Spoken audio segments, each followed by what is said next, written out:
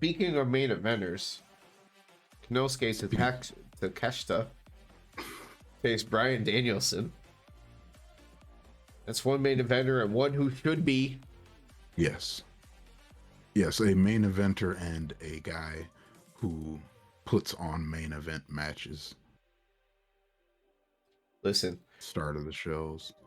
Within 1 year, I want to see him as a guy that you could legitimately see in the title picture. Within 2 years, the dude should be competing at a level where he's like, are you the next Kenny Omega?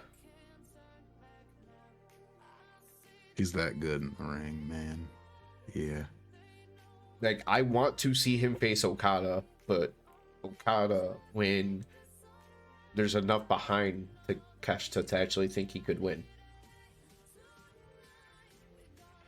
Mm-hmm. 1 second. All right. So, after Takeshita gets to come out, make his entrance to the ring, instead of going right to Danielson's entrance, we get MJF coming out. He's been looking at what people are saying about Takeshita online. The fans, they really seem to like him. But honestly, MJF hasn't seen a lick of his work. Nothing. He's like, and you know what? Your name's on tip of my tongue. I'm sorry. It's right there. It's take a shit. Which I feel bad because when I first had to remember it, like the first episode or two that he showed up in AEW, that's kind of how I had to remember it. But he says he hopes he doesn't shit his pants tonight because he really, really needs him to beat Danielson tonight. At some point, Takeshita gets the mic and he says something in Japanese, and MJF goes a super heel route, saying they're in the US. We speak American. Yeah, he said we speak American here. And I was like, what is this, 1985? Although that would have been a babyface promo in 1985. I was going to say, try more like 20 years ago in Texas. Yeah. I was going to say, yeah, that would have been a babyface promo still. They'd have been like, yeah, brother. Oh, yeah. Tell him. True. You tell him. True. Locally, yes. The rest of the country would be fucking cringing. Yeah. No, but yeah, he says, we speak American here. And Takeshita says, I said, kiss my ass.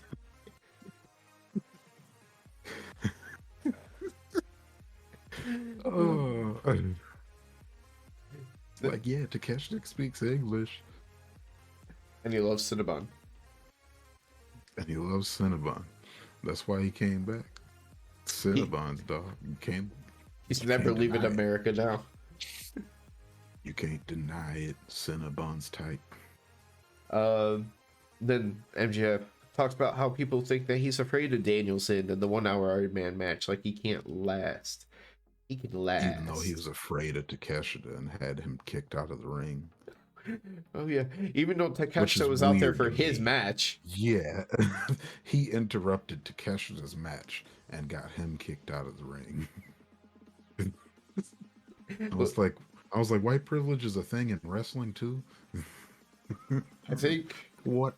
Now, the fucked up part is he started talking about like getting him fined and stuff, but really, because Aubrey's mannerisms and her gestures throughout the whole thing kind of seem more like a just chill out, let him run his mouth for a couple minutes. It's not worth it. Let's get to your match. Yeah, that's what it was. Like, that's what her face said to me too. Just like, just deal with it. Like, there are so many eye rolls and like sighs on her part. Like, can you be done now? It's all right. Let Takeshita get his title shot next. Why? All he does is lose. Just like tonight, he lose. No matter what. If he wins, it's on dark. That's the only reason why I watch his dark matches every time, because he's gonna win on dark. Like, that's the only time he wins. I think he won on Rampage recently, but he ain't winning on no Dynamite though. Yeah. Hell no. So, as far as MJF talk about being afraid of the 1 hour, he makes the low hanging fruit joke of ask your girlfriend, ask your wife, ask your sister. Yeah. Yeah, that was whack. Starts to go. I mean, it's just the obvious joke. But then he goes go into his catchphrase, and now Danielson decides to interrupt him. If you could have did this 5 minutes sooner, we could have had a whole lot more of a really good match. Yeah. Because holy shit, this was a great match. Should I just put the graphic up? Yeah. This whole match is the hit of the night now. Because there was something in this that was, oh yeah, Yeah, that spot. You can just, Well, I'll just get that out of the way right now. So, Danielson gets Takeshita in a roll-up pin situation here. Somehow, Takeshita rolls out of it and picks him up and does like almost, it's like a tombstone Trent Beretta thing out of a roll-up pin, and I'm never gonna see that again unless if I replay that. I guarantee it. Holy shit! What was that? yeah. I feel like I still didn't describe it properly. Fake tombstone, but if the legs weren't up, but instead he had them like cradled into his arms. That's why I say it's almost like the closest thing I could think of is a front side version of Trent's Strong Zero. Yeah, but you could call it the fanny pack. Yes. That is awesome. It's literally only the second note I have on this match, because honestly I feel like Takeshita was able to hit his best ever looking Blue Thunder Bomb. Yes, that was a candidate for hit of the night until that happened. It was a beautiful one. Yeah. I like Danielson's head snapped off the back, like off the mat and everything. I thought, oh, that was a great move. Every move he does perfectly though. See, I was gonna say something similar along those lines. Like everyone, his German suplex is supposed to be the most beautiful German suplex. This Blue Thunder Bomb looked better than his German suplex tonight. It was that damn good. Yeah. Like what? I don't know what he's doing. Like, is he constantly in the ring training? Because how does he does the same moves as everyone else, but they just look better.